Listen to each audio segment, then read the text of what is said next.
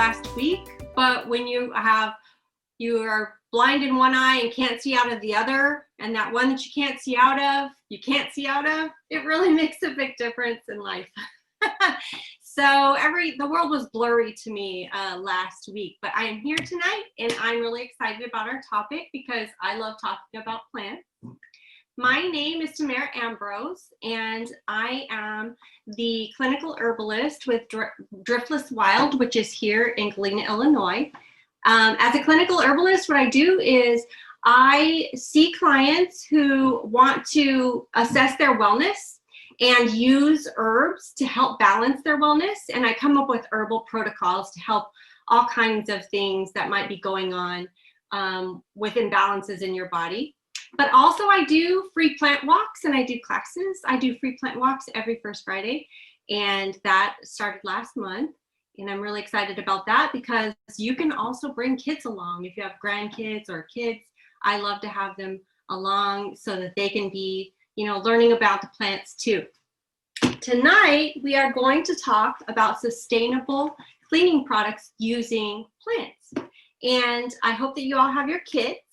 If you don't have your kit, that's fine. If you want to go get it, that's fine. Because it's going to be a lot of fun to actually make the things that we're going to be using tonight in class. But if you don't have it and you'd like to make it later, of course, you're going to learn a lot of stuff and you can do that later, no problem.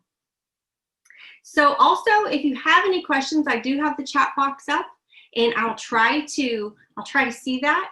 But Larissa, if you can also keep track of maybe if somebody is needing to ask a question, you can just stop me and we'll check that out and answer that for you. Okay, got your stuff there. And I see somebody is going to grab a few things. Tonight, what we're going to do is I'm going to teach you how to make a folk liniment. A folk tincture is similar. Like if you've ever heard of a tincture is simply a plant that's soaking in alcohol, and then you use that plant material that seeps into the alcohol as maybe an herbal medicine or a cleaning product. But with your kit, we got rubbing alcohol, and when you do it with rubbing alcohol, it's called a liniment. When you do it with vodka or some other alcohol, then that's called a tincture. We couldn't send you guys a bunch of vodka. I would have if I could. But both of these work, but they're both just alcohol. So you're gonna probably have this one in your kit. So I'm gonna teach you how to make a tincture with a plant. I'm also gonna teach you how to make a folk vinegar. And those are both really classic ways of taking the constituents out of plants into a form that we can use as a spray or a drop, a liquid of some kind. So I'm going to be teaching you about both of those. And then we're also going to talk about common things that we throw away that we could really use. We could recycle them and keep them in the loop for as long as possible before they have to be going to the trash or the recycling containers. And then hopefully you're going to learn a lot about plants today too. Tonight, it's the nighttime. So you have with you, I've sent you some Monarda, some lavender, right? And you probably have an orange and a lemon, right? I'm going to teach you some different things about these plants and how their chemical properties help in cleaning, but there are also health benefits. And you might want to look up the health benefits later because these all have health benefits as well. Okay, I figured it'd be way more fun to talk about the plants first before we actually make our liniment and our vinegar, so you know what's happening when we make that. First of all, of course, we've got classic lavender. And, why don't you just open that up and just, stick your face in it and smell it. You can kind of smash it up a little to really get good scent out of that. And think about what's happening to you personally when you smell that. Some people might feel like, oh, that smells like soap, I don't like it. But generally, what's happening? You're feeling the calming effects of that. And that's because there's chemical constituents that actually evaporate into the air, and you're sniffing them, and they're going into your body, and they're actually affecting you when you smell them like that. So lavender, of course, is a classic, but have you ever smelled our wonderful Galena wild bergamot? Go ahead and take that bag, your wild bergamot, and just take a look at these flowers. They're like bright purple. Well, they're like a lavender purple. And smash that up and smell that too. It's like a really bright, sort of clean smell. It smells really good. Have you ever had bergamot tea? Have you guys ever like picked this and made tea out of it? I totally recommend it. Wild bergamot is a great plant, and I'm going to talk to you about the properties of both of these first. Lavender and bergamot both have those volatile oils, those chemical compounds that you're smelling when you smash them. And usually plants that have those volatile oils, those just volatile oils in themselves, those little molecules that release into the air, when you trap them as a chemical, those are what makes up an essential oil. And some people feel like, why don't you just use an essential oil, right? Well, I personally do not use essential oils because essential oils are not a sustainable plant medicine. Essential oils are extremely potent. It's like taking a sledgehammer when you only need a feather. Like, boom, let's get this done, right? It's really potent, it's really big. It also takes truckloads of plant material for just a gallon. And it takes all of that gasoline for transportation. It takes possibly even slave labor in another country to bring those essential oils to us when they're really not necessary. And you're going to find this out because when you make your liniment and you make your vinegar, in a few weeks from now, when you pull those off the shelf to check them, they're going to be really potent when you smell it. You're going to smell that, and it's going to be just as potent as if you had used essential oil. So I just want to throw that in there because I used to love essential oils, but then I found out that they're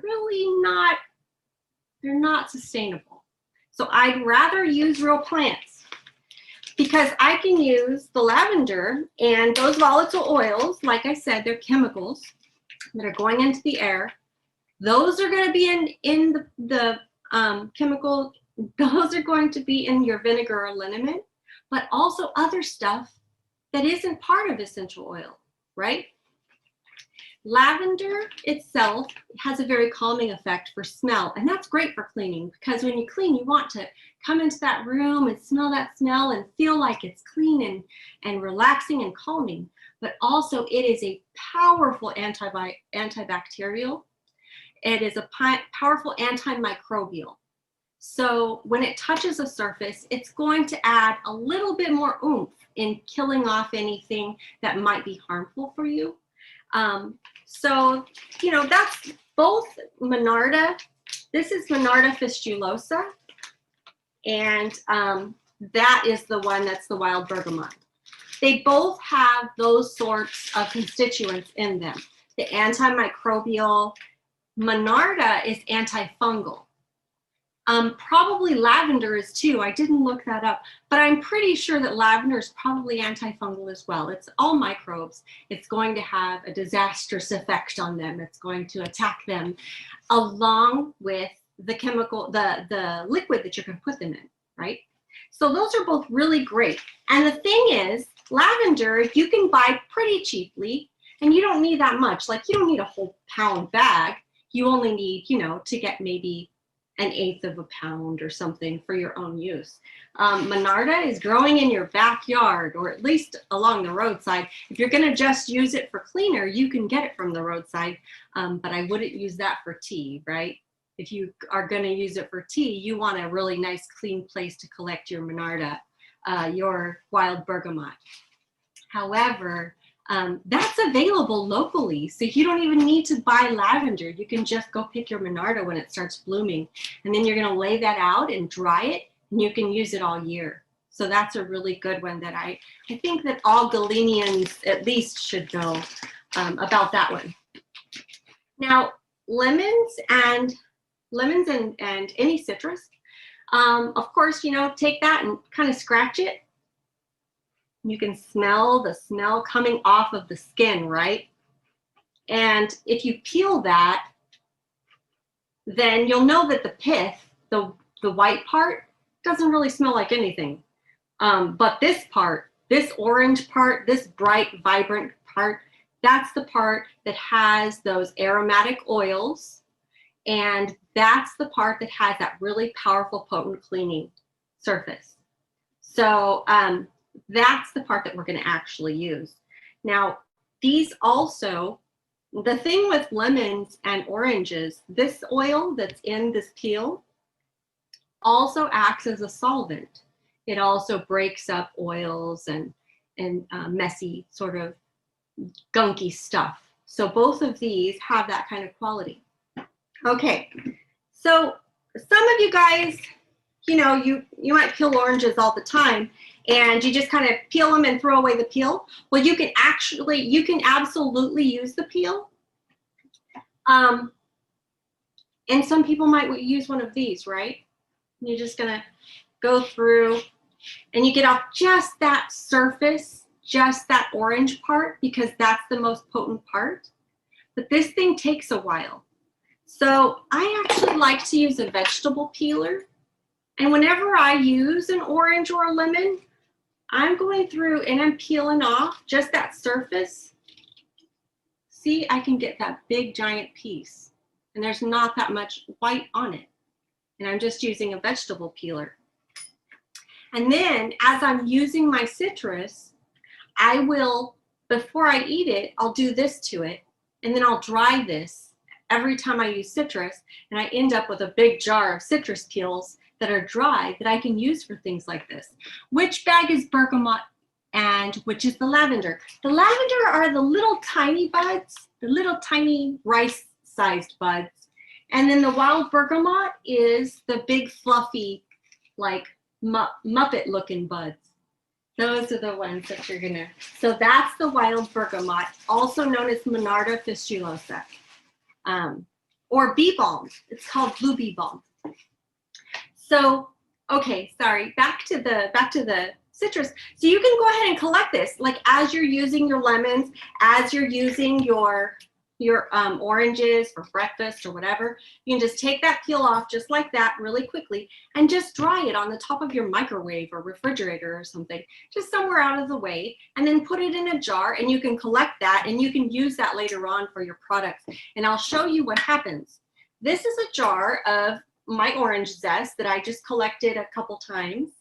And it's just a little mason jar, but notice that it's actually kind of like, it doesn't look very appealing anymore. It's lost its color. They're like little white strands floating in there, right? That's the orange peel. And then notice the liquid has the orange. That's because the constituents have went into that liquid. And in order to get those constituents into the liquid, it has to dissolve some structure of the plant to extract that. So we're going to be using solvents. And I'm going to show you here, this is a whole bunch of just orange peel without the white. You can leave the white on it too, it's totally fine.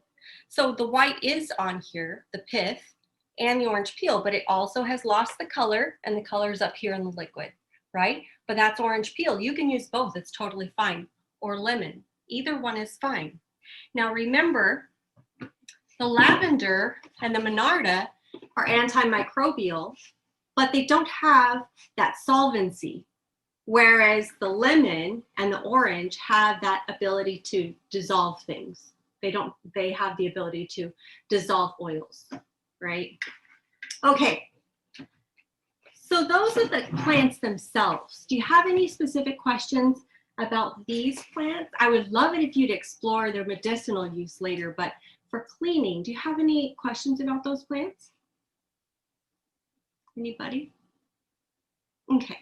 All right, let's talk about the solvents.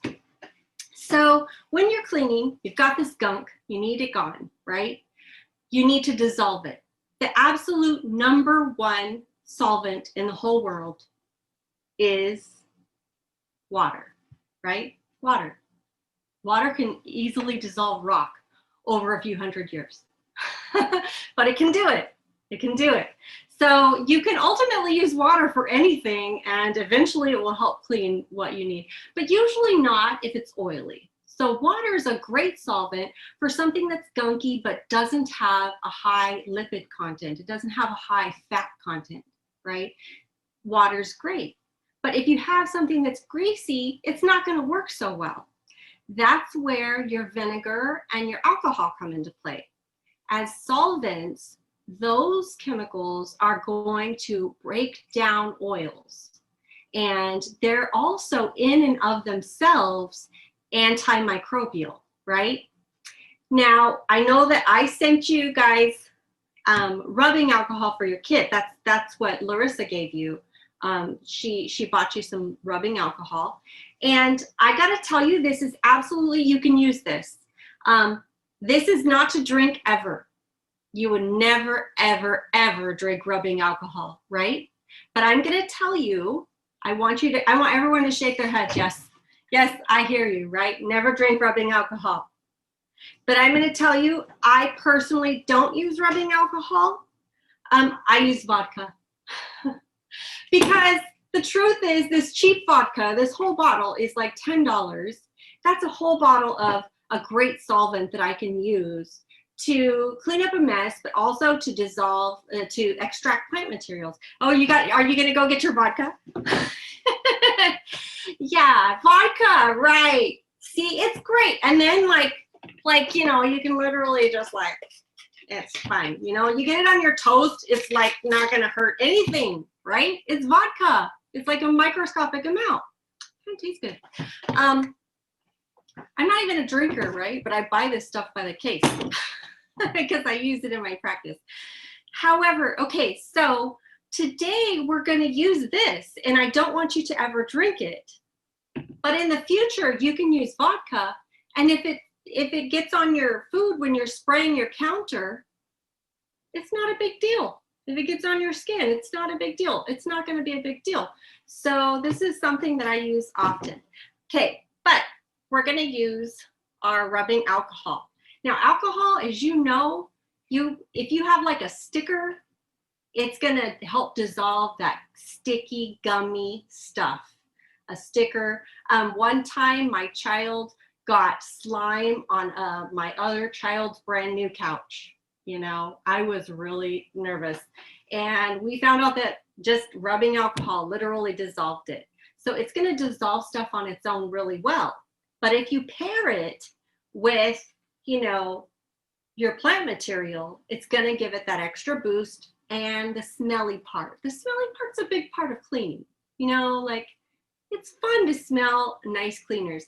So this combined together is a double wallop, right?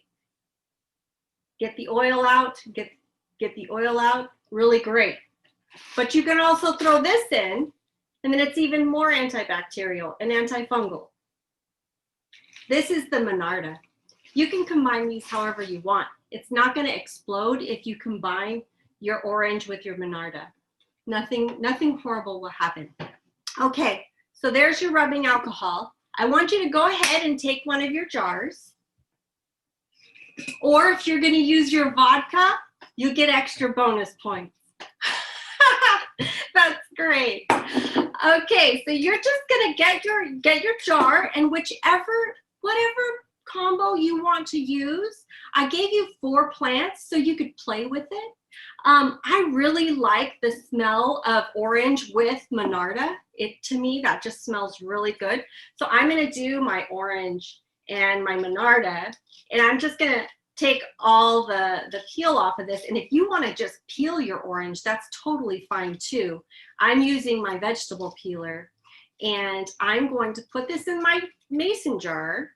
I don't even have to take it apart. The more you cut it, the better it's going to be, really. If you want to chop it up or use a food processor and chop it up super tiny, that's going to be even better. But for the sake of this class and timeliness, I'm just going to quickly get this off with my vegetable peeler and stick it in this jar here, right?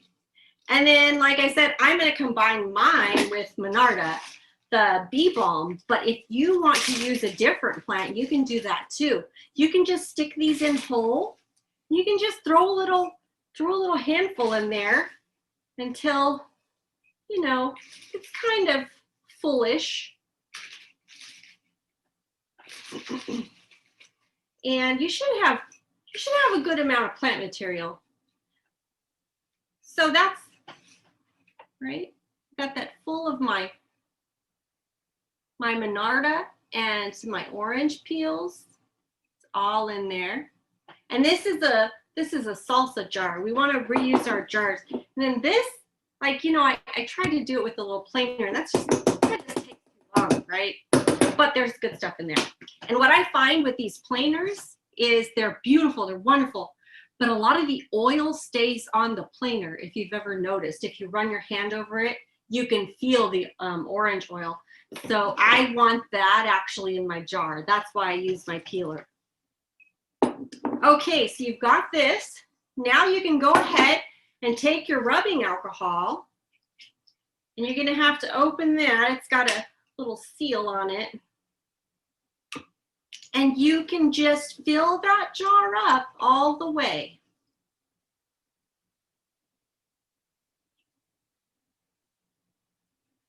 As far as you want.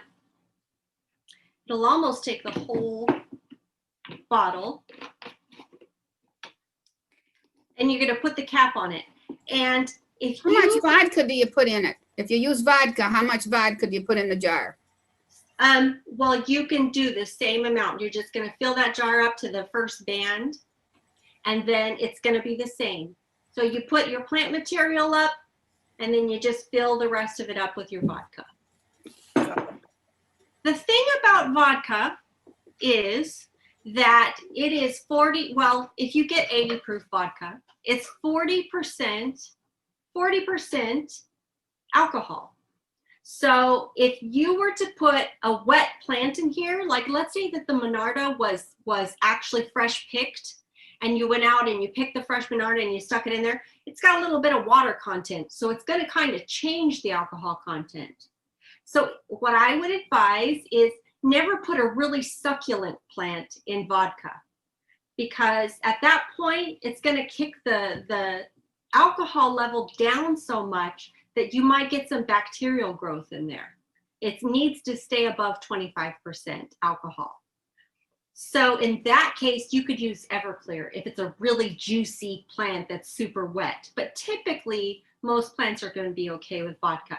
So you can do this with a dry Monarda or with a wet Monarda, and you're just going to fill up your jar with your plant material and then stick your alcohol in there. Now this is called a folk liniment, and the reason why it's called a folk liniment instead of like a liniment is that in a folk remedy you can do it however you want to.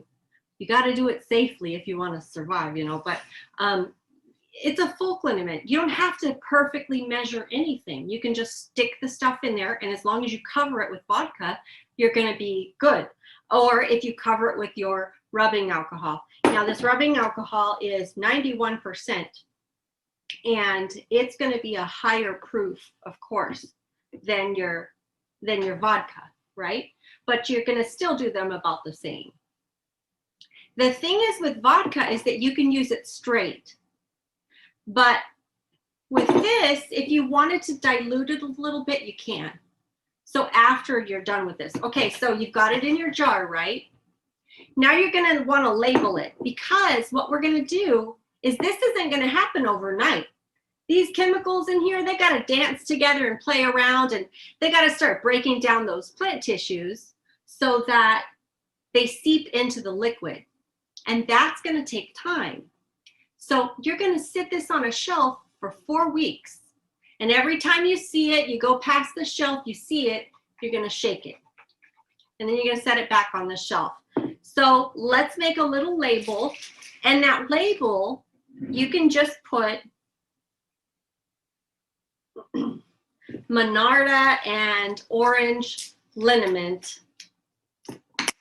You're going to label what the contents are, and then you're going to write the date that it's ready.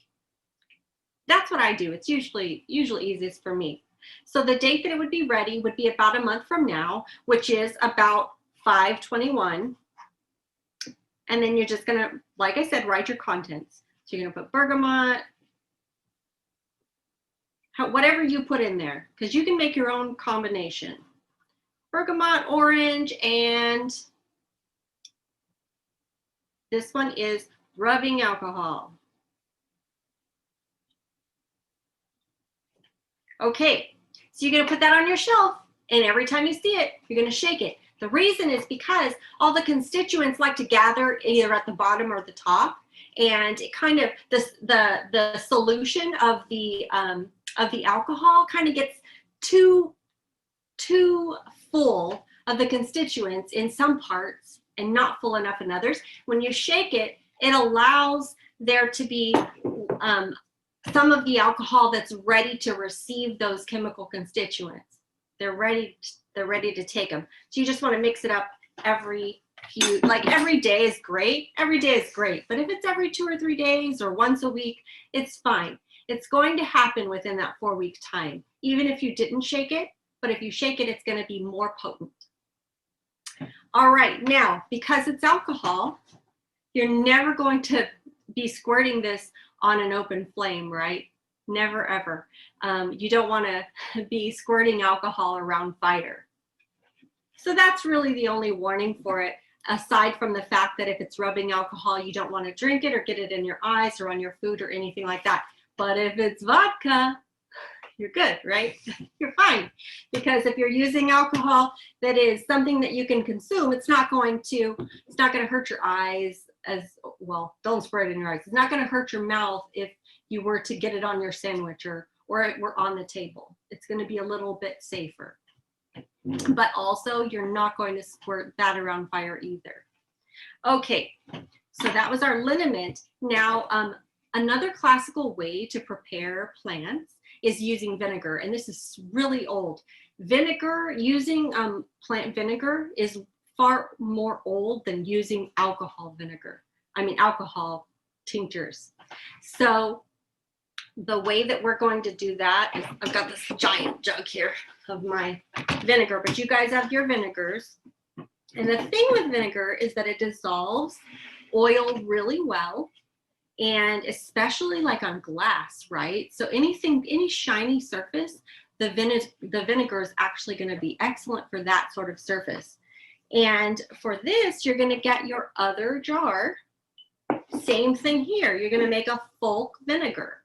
So pick 2 more of your plants, maybe the 2 plants that you didn't use, and you're going to go ahead and fill your jar up with those. And in my case, I'm going to use my lemon, which has that nice lemon oil in the peeling, and that's going to really help to break down oils, and it's also going to add to that antimicrobial punch. And then I'm also going to add my lavender. I don't know how lavender and lemon are going to smell together, but it'll be fun, right? Like, who knows? Maybe it'll be horrible. But it's fun to experiment. And, you know, you might have like other sorts of plants out in your garden that you might want to try out too. Like all of the classic herbs that we use in our kitchen for our meals happen to be really excellent antimicrobials, like oregano and thyme and sage. All of those work great in cleaners too. So you probably have something in your kitchen that you can even add to this. And you can just dial it in however you want things to smell, or whatever things that you have in excess or maybe growing in your garden or your yard. You can use those plants. And I'm going to put a little bit of my lavender in there. And the lavender is tiny little buds. So if you want to fill this up, you could, but you might not want to fill it all the way up. You might just, with the lavender, since they're tiny, just a few little, you know, few little tablespoons full. Lavender is especially potent with the smell. I remember I went and picked up a bag of lavender one time in my car, and like I was literally nauseous on the way home because it was so potent. The smell was. Okay, we're gonna get our vinegar when we're finished with that. So here I've got my lemon and my lavender, and you're gonna do the same thing. You just fill it up completely with your vinegar. The thing about vinegar is that it's corrosive, right? So if you put vinegar on metal, it starts to make it rust. So I try to use a plastic lid when I'm using vinegar especially. Alcohol will actually rust a lid too, but it's gonna happen, this is gonna be only 4 weeks, so it shouldn't matter with your alcohol one, but especially your vinegar one, you might want a plastic lid. If you don't have a plastic lid, it's not gonna be a big deal. But here you've got, you know, your lavender and your lemon. And as the plant material starts soaking up the liquid, it's going to go ahead and fall down in the jar. So don't worry if it's like sitting up here at the top. It's eventually going to trickle down and it's going to fall into that jar. The same thing with this, right? You're going to make your label and you're going to label your contents, write down what your contents are. And this one happens to be lilac and lemon with vinegar.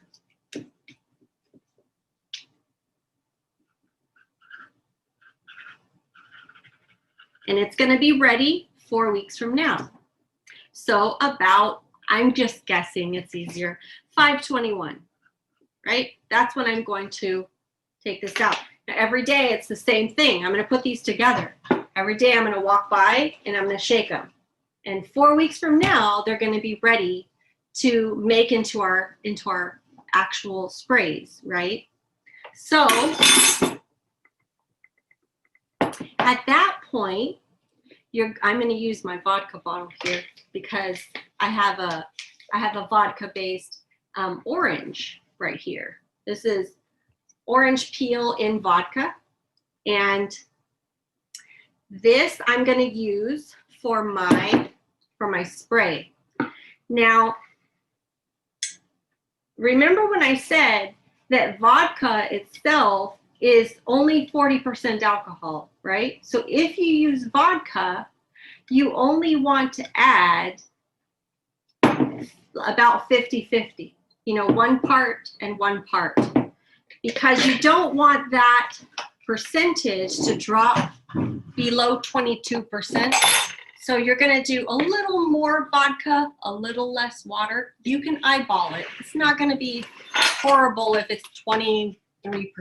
You know, it's going to be okay. But I'm just showing you so that when you're done in 4 weeks, this is what you're going to do. First, you're going to have a really hard time opening the jar. Wow. Let's see.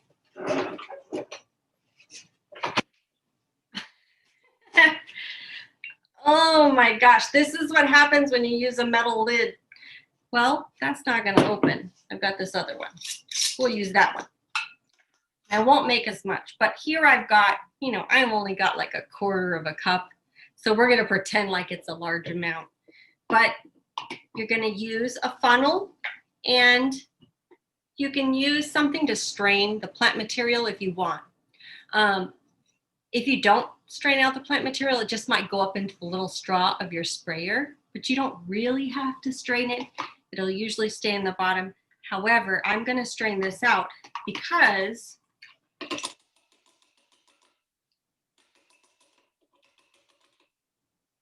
when I'm straining it out, I'm going to use a spoon.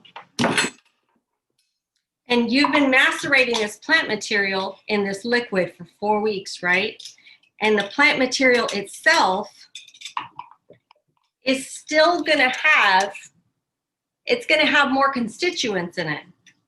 So actually the really potent stuff is still going to be kind of in the plant material, and you can smash it with a spoon and get out all the stuff from your plant material that you can. You're going to smash it, and get the liquid out of your plant material. So here I have my vodka orange tincture, and because it's just a little tiny amount, because I couldn't open the other jar, I'm just going to add only a little bit of water, but I can just add that right from the tap. If you want, you can use some distilled water. See, so I didn't add that much water, right? And there I've got my orange spray that I could use to clean my counters and cabinets. So it's super easy, super easy. Now, when you're using this stuff, it's way more concentrated. So you can use half and half, or a little more if you want. Right. What I'm saying is the vodka itself, the question is 50 water plus 50 vodka. Like, is it half and half? Well, kind of half and half. You can eyeball it. It's not going to be horrible if you don't. But if you're using vodka and the proof is 80%, I mean, the proof is 80, it's 40%. So if you were to do 50-50, you knock it down to 20%, and you kind of want it to be above 25%. So you're not going to add quite as much water if you use vodka. However, if you use the rubbing alcohol, you can do 50-50. And that's just to keep it a little safer there. Because, of course, you don't want any bacterial growth that you're spraying around on your cabinets, right? And because this is a plant-based material, this is a plant-based cleaner, as long as your alcohol content is above 25%, it has a really long shelf life. But if it's below 25%, it won't have a long shelf life at all. And it will go bad in just a few days, because it won't have enough alcohol to kill the bacteria in there. So that's why you've got to pay attention to that. We don't want to be spraying this stuff all over our cabinets if it's not safe. Okay, so we sent you some tubs, yogurt tubs. But if you also have ever bought one of these canisters of like wipes, they have the wipies in them, you can use these too, because they're taller. But the same way that you use these wipes,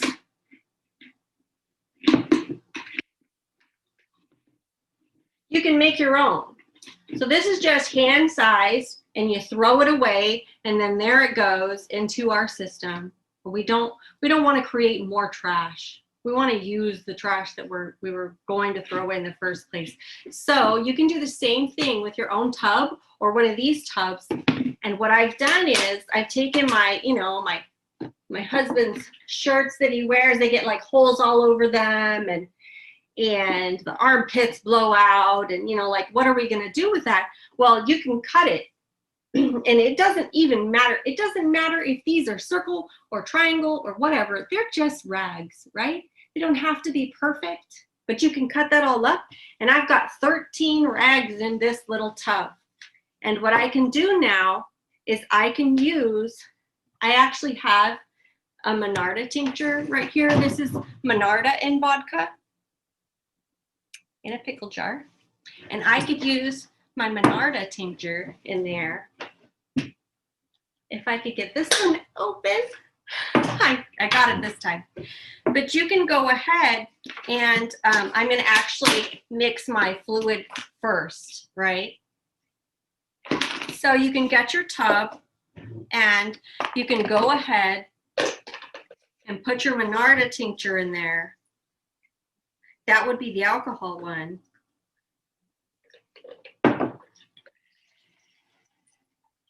Remember, you're going to press it out. Find my spoon. So you're going to press that out, all the liquid.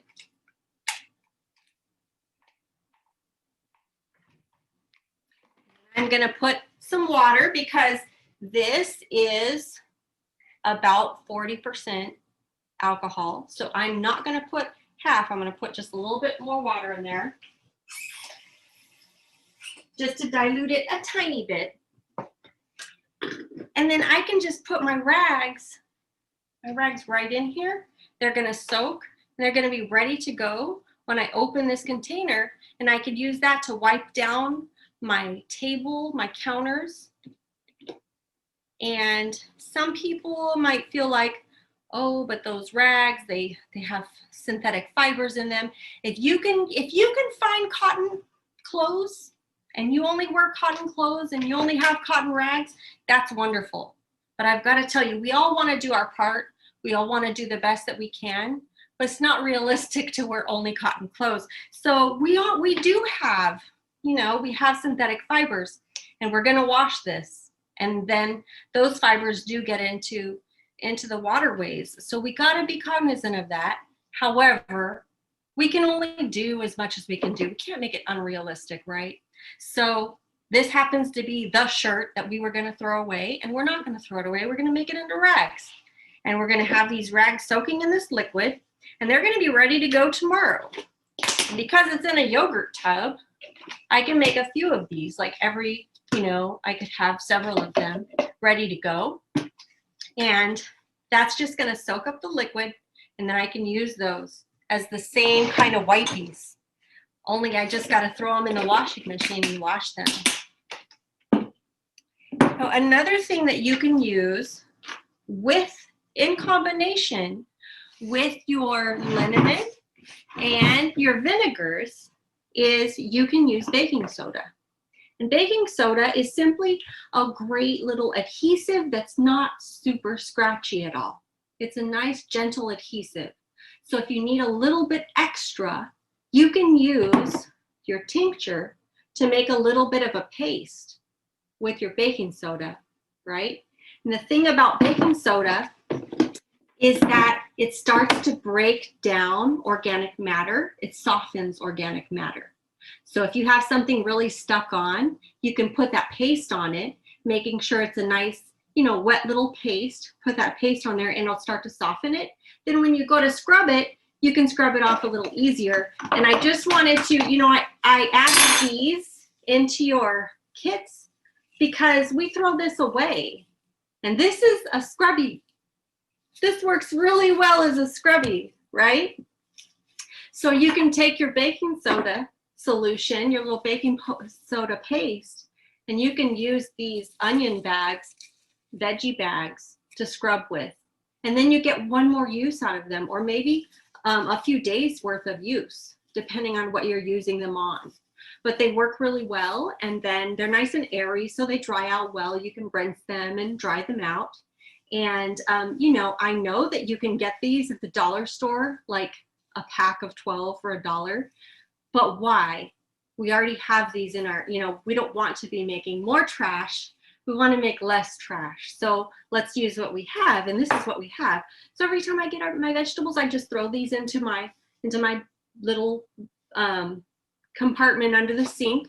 And there they are. They're ready for me, ready to go. So we have talked about making a folk liniment.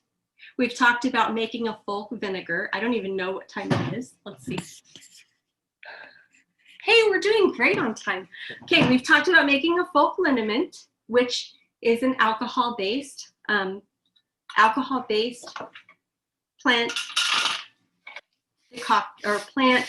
chemical.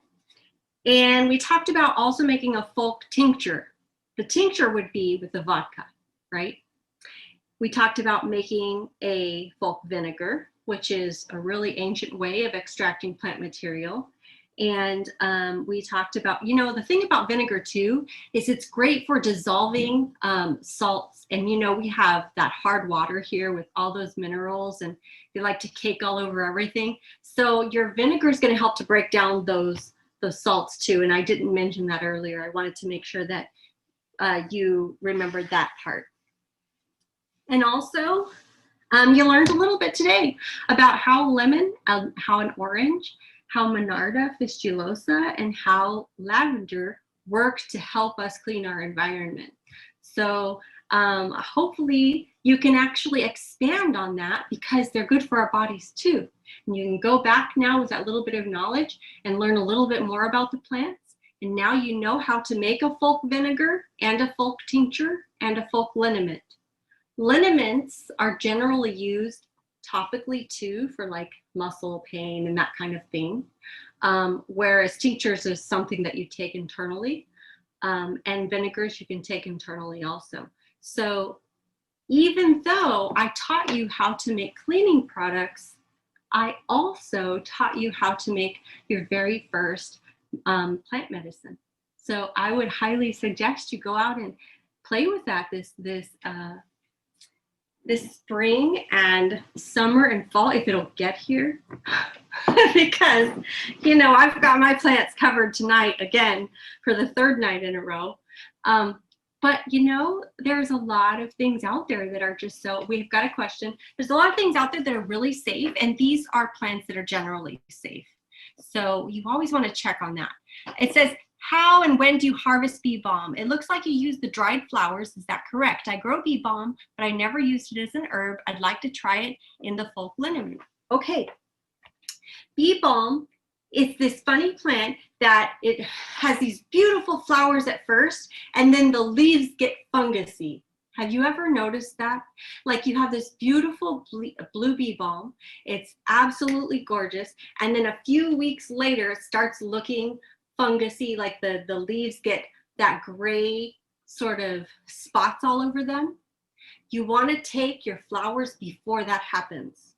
And that usually is as the summer's getting hotter and drier, that's when it starts getting fungusy. So that's normal and natural. So think about that, right? What did I say Monarda is good for? Fungus. It gets fungusy towards the end of the season. That plant is making chemicals to keep it alive, even though it has the fungus attacking it. That's why it's great for fungus. That's how plants create their constituents that we can use. So you're going to just take the top, the very top, the flower with a couple of leaves, and you're going to pinch that off, and you can put it on an old window screen. You know those like window screens. You can even just buy one at the hardware store, but that's what I use because they have that poly screen and nothing sticks to them, and they have really tiny holes so nothing kind of falls through. And you can just put that on a shelf with nice airflow, and it's going to dry your Monarda, and your whole house is going to smell amazing. Literally every year when I dry the Monarda, people walk in and they're like, oh my God, what's that smell? It's the Monarda. If you have not used Monarda as an herb, I highly recommend it. And there's a couple ways that you will be blown away. First of all, make a tea and then use the tea to make either jelly or syrup. It will blow your mind. It tastes so amazing. You wouldn't think that this smell, because it smells kind of cleanerish, you know, it smells like a cleaner, but you would be amazed at how great it tastes. It tastes excellent. And the red bee balm is actually my favorite. The blue bee balm is my husband's favorite. The red bee balm is my favorite. The flavors are slightly different, but they're so good. They're just very slightly different. So I would highly recommend that you make either one of those or put it on your chicken, right? You can use it almost like you would use oregano.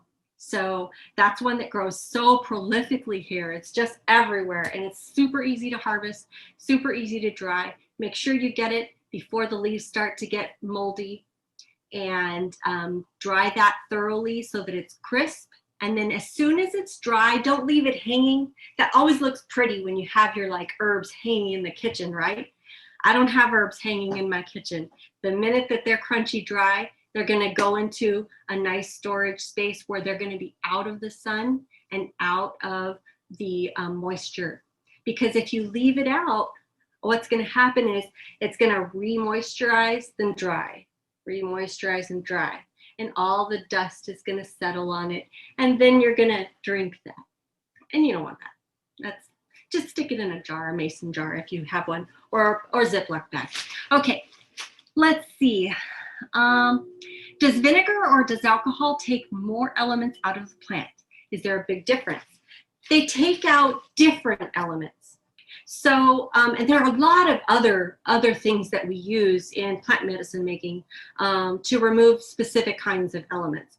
The thing is, the vinegar is going to dissolve any kind of hard, like things like calcium or phosphorus that are in the plant that are more of a mineral base. It's going to dissolve those things, so it's going to get into tissue a little easier that way.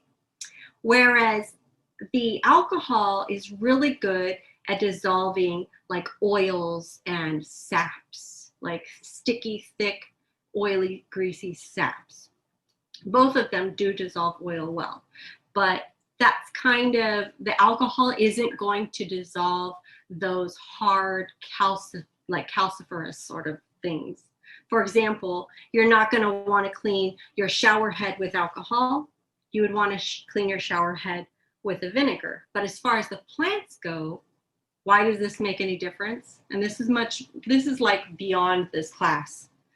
But let me just say, if I were making a tincture of nettle, right? And I tinctured nettle in alcohol, then it would pull out those water soluble sort of constituents a lot easier, and it's not going to pull out the mineral content. But nettles have extremely amazing mineral content. So right now, I'm going out there and I'm getting my fresh nettles and I'm putting them in vinegar, because I want to be able to ingest those minerals, and the vinegar is going to take the minerals out of the really super minerally nettles. So that's kind of the difference between the two. I tend to make my plant medicine for my clients as tinctures because they're super easy. You know, it's super easy to drop a little bit of tincture in your mouth. Vinegar is sour, right? So vinegar is usually more for something like an oxymel. And oxymel is when you would maybe put your plant material like Monarda in your vinegar, and then you'd put honey, 1 part honey, 1 part vinegar, and it makes it kind of sweet sour. That you could do it that way too. Okay, isn't bergamot what gives you Earl Grey tea? Isn't it what it gives its unique flavor? What formula do you use for drain cleaner of vinegar and baking soda? Okay, so the thing is, no, it's not. It's actually not the same plant at all. The bergamot is actually a totally different plant. However, they have the same chemical constituent. One of their essential oils is the same. That smell is that same constituent. So that smell that you smell in Earl Grey tea that smells like wild bergamot is actually not from the same plant, but it is the same chemical that you're smelling. And what formula do you use for drain cleaner of vinegar and baking soda? I don't know what that means of vinegar and baking soda, but for drain cleaner, it's, you know, actually to just put baking soda in your drain and then just leave it there. I'm assuming you mean like maybe a garbage disposal or something like that. It's kind of stinks down in there. And to get into that the little pipe that catches things. If you just put some baking soda down there and leave it for about an hour and then come back and put your water through, that will really help clean that out. All right, are there any other questions? We've got about 3 minutes left. There's a question about bee balm. Does the cat try to eat it indoors? My cat is a plant attacker. Cats are weird with herbs. You have to be careful because their systems are very different from people, and they're very different from dogs. And the thing about cats is that I don't know if Monarda is safe. You want to look that up. My guess is that it's not, but definitely look that up because I don't know that. However, cats love plants. It's almost like torture that our poor cats our poor cats aren't outside in the plants because they love them so much. And the plants that they really love are catnip and lemon balm and lemongrass. Anything that smells like lemon, my cat is all over it.